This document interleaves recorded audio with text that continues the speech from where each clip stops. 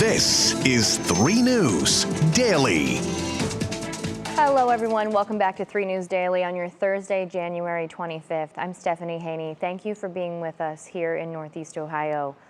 Unfortunately, we start today with a heartbreaking story out of Sandusky.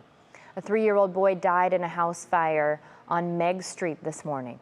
3 News had a crew on the scene who spoke with fire officials. They say they responded around 3:30 this morning to flames coming out of the back of the house. A mother and 3 children were outside after evacuating and told fire crews that 1 child was still inside. Firefighters found the boy on the 2nd floor hiding underneath a bed, but it was too late. Sandusky Fire Chief Mario D'Amico says the child was unresponsive, was transported to an area hospital and pronounced dead. The fire department says their working smoke detectors were in the home. The cause of the fire is still under investigation. This is a developing story, and we'll have more information coming up on 3 News at 4. Now in Cleveland Heights, 3 men have been arrested and charged in connection to a shooting at an apartment complex. An 18-year-old and 2 19-year-olds face felonious assault and armed robbery charges after a 21-year-old man was shot in the face. This happened Sunday night in the parking lot of a Heights Garden apartment complex. At last check, he was still in the ICU. We move now to a crash in Newburgh Heights. This is at East 49th and Harvard Avenue. It appears a vehicle hit a pole, knocking out power to the area. There are some downed power lines.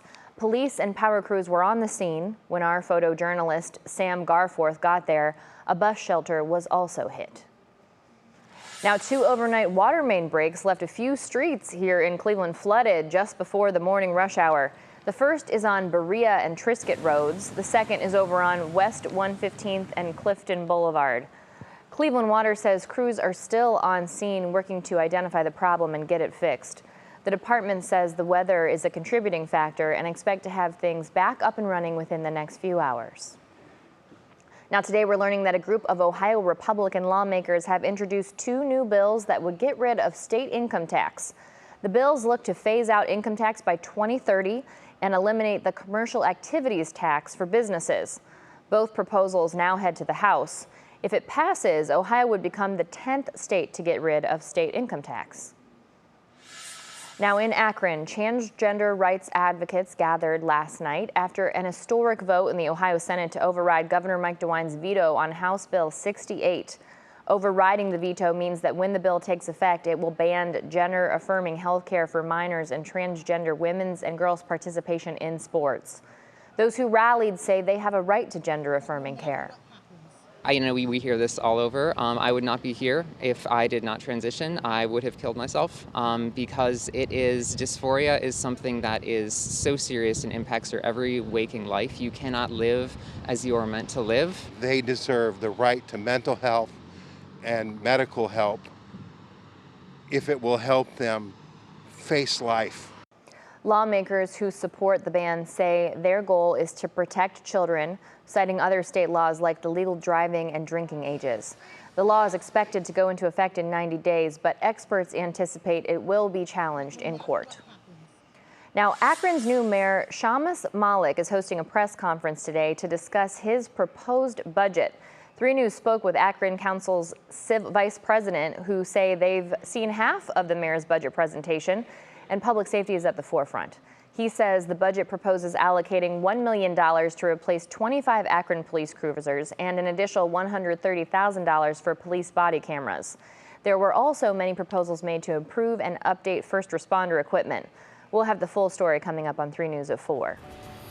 And Dennis Kucinich has officially announced his run for Congress, throwing his hat in the ring for Ohio's 7th District in the U.S. House of Representatives.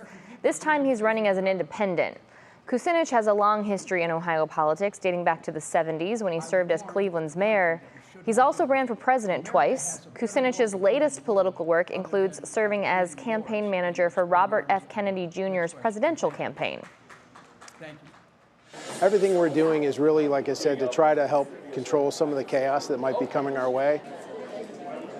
The countdown is on to the total solar eclipse on April 8th, and preparations for the big day are underway in Avon Lake. Last night, the city hosted a community forum to talk about plans for keeping people safe that day. Avon Lake says it will add extra police before, during, and after the event. They're expecting big crowds because they are in the path of totality. That is going to be quite the sight to see here in Northeast Ohio on April 8th. Thanks for being here for today's edition of 3 News Daily. We will leave you with this live look of downtown. Yes, that is downtown. It is just pretty foggy. We'll see you back here tomorrow with more top stories from Northeast Ohio.